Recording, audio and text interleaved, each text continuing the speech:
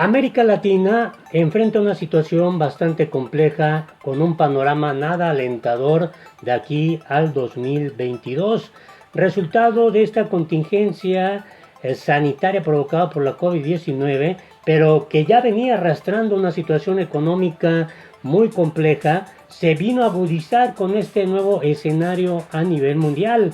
Así que América Latina trata de aparcar también las ideologías y de esa manera tratar de priorizar los planes económicos y salir adelante de esta situación bastante compleja que se vislumbra en el panorama mundial en cuanto a lo económico. Se habla de una gran recesión, incluso de una gran depresión mucho más crítica que la que ocurrió en 1930. Quédate a conocer los pormenores de este escenario.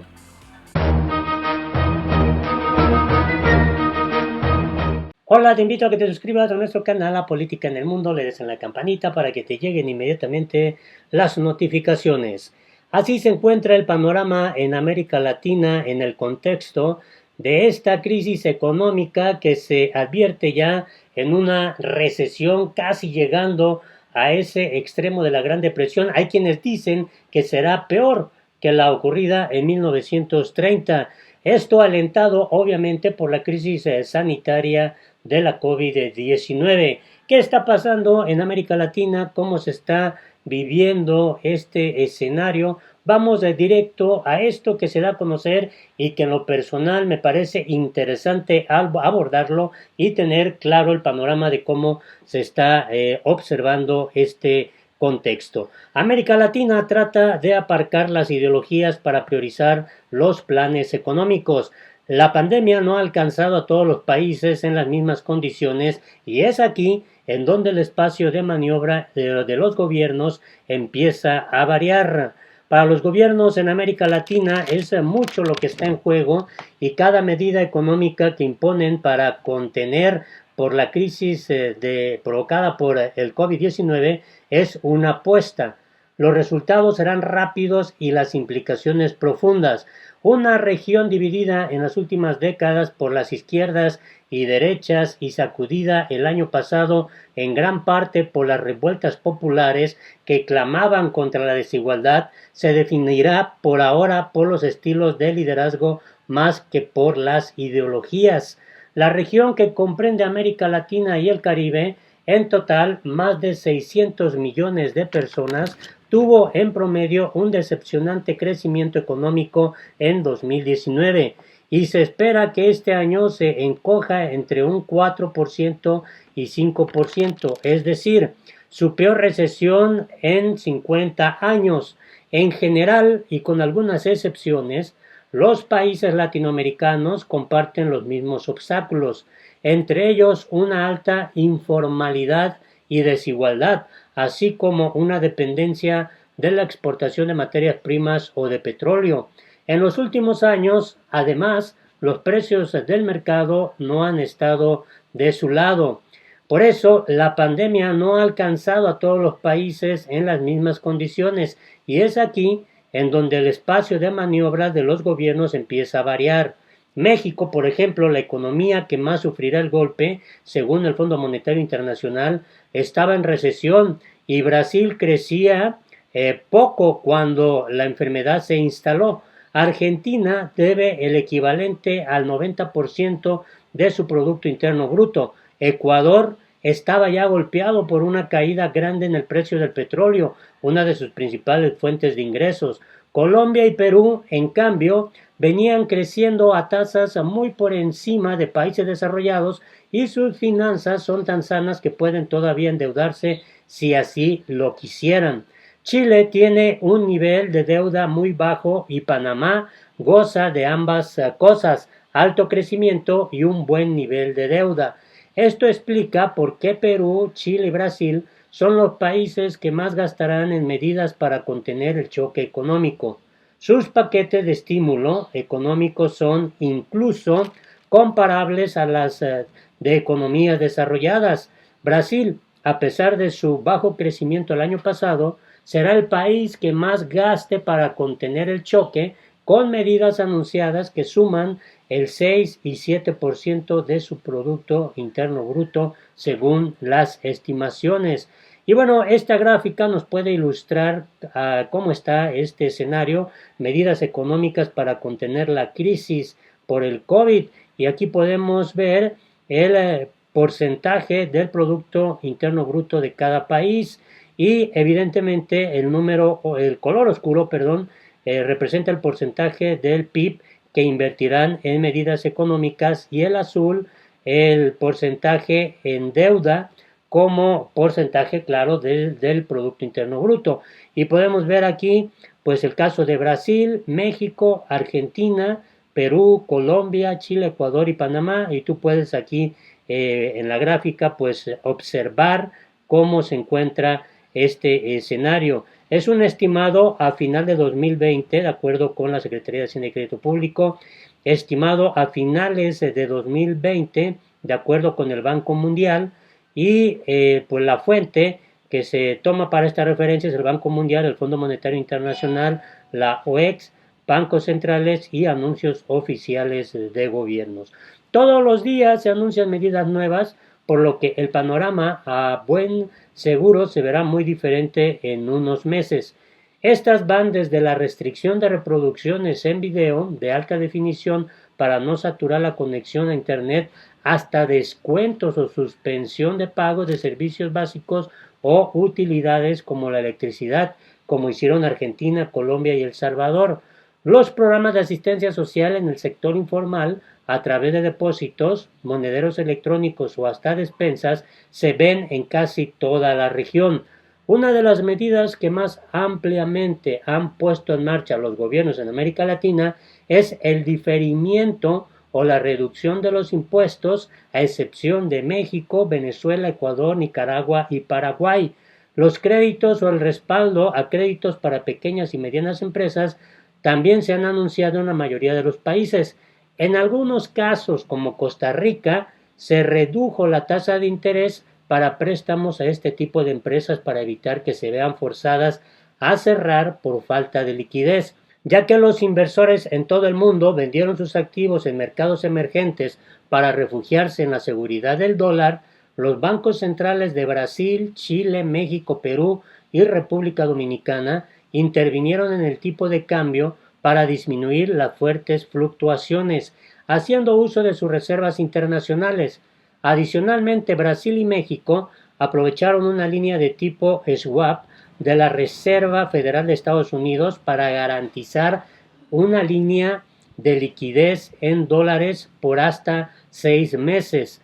La crisis ha expuesto que los gobiernos no necesariamente están actuando de acuerdo con su autoproclamada ideología de izquierda o de derecha. Los ejemplos más notables quizá son México y Nicaragua. Pese a que se proclamaban de izquierda o se proclaman de izquierda, tanto el presidente Andrés Manuel López Obrador como el de Daniel Ortega se han resistido a incrementar su gasto público para subsanar el daño por la crisis global detonada por la pandemia del COVID. En Colombia, por otra parte, Iván Duque, que preside un gobierno de centro derecha, no ha dudado en incrementar el gasto del gobierno en asistencia social y hará depósitos directos de más de $100 a las familias más vulnerables. Se volvieron todos keynesianos, asegura desde Santiago de Chile Daniel Sobato, el director regional para América Latina y el Caribe de IDEA Internacional, organismo intergubernamental que estudia y promueve la democracia, refiriéndose al economista John Maynard Keynes, principal teórico a favor del incremento del gasto gubernamental y de la deuda pública. La ideología ha quedado de lado, por lo menos de momento. Acá lo que está prevaleciendo son los estilos del liderazgo, añade en una conversación que tuvo con el diario El País.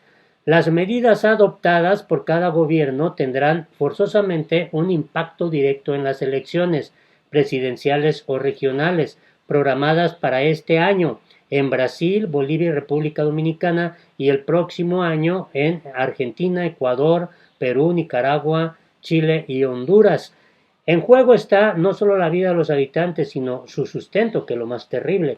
La Comisión de la ONU para el Desarrollo en América Latina estima que el número de pobres en la región pudiera subir, escuche usted, de 185 a 220 millones como consecuencia de esta crisis.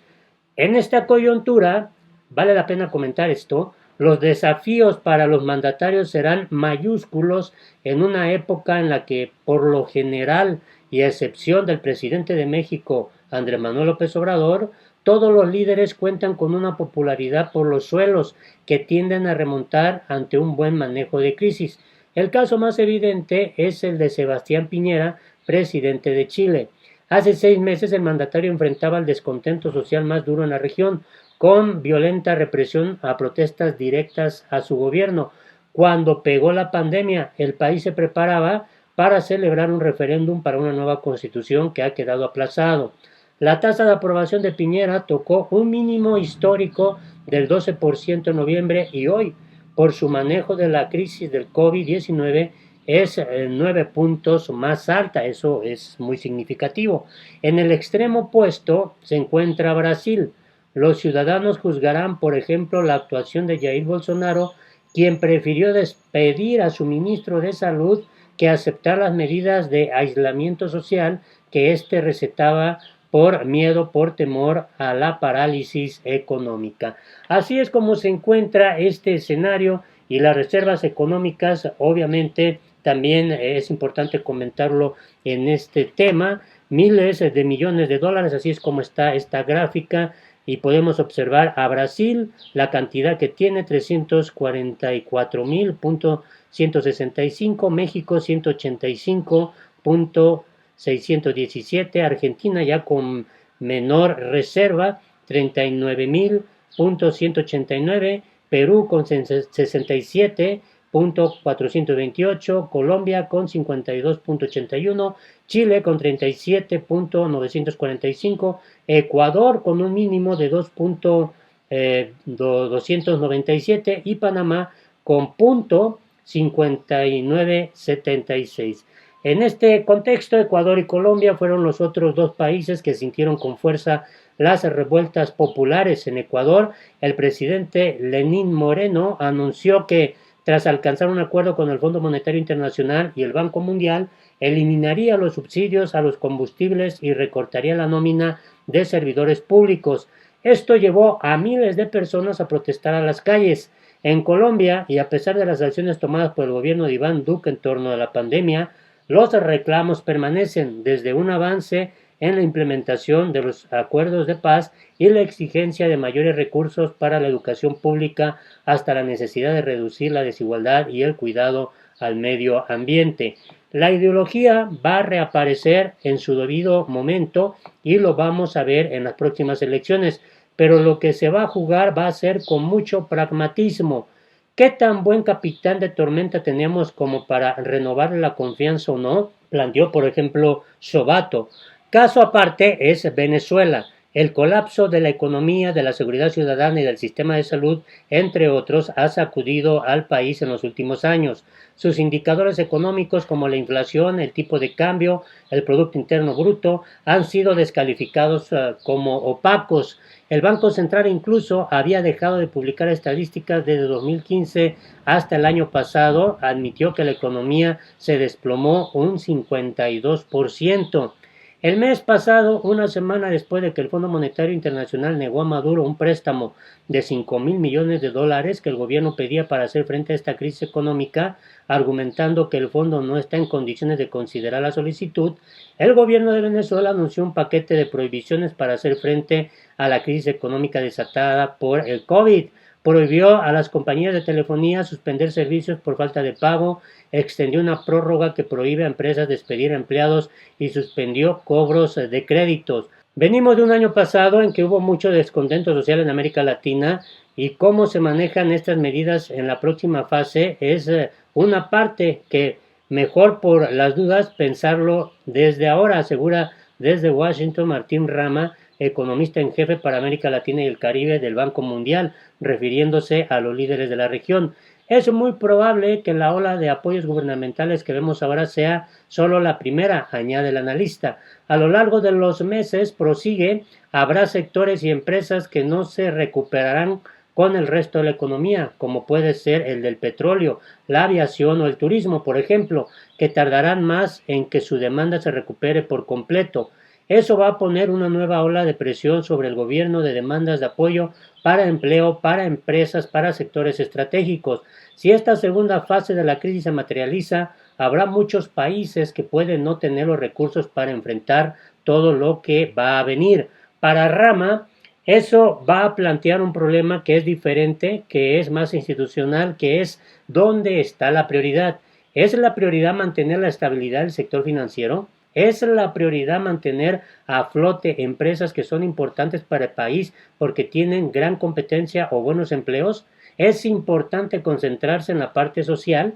En este escenario se va a tener que tomar decisiones difíciles, concluye Rama, y tomar esas decisiones de una manera que sea percibida como transparente, como justificada económicamente. Este es el panorama que se está observando en América Latina y que vale la pena que nosotros lo podamos tener presente. Te invito a que te suscribas a nuestro canal, que le des en la campanita para que te lleguen inmediatamente las notificaciones y nos puedas dejar aquí abajo tus comentarios. Hasta la próxima.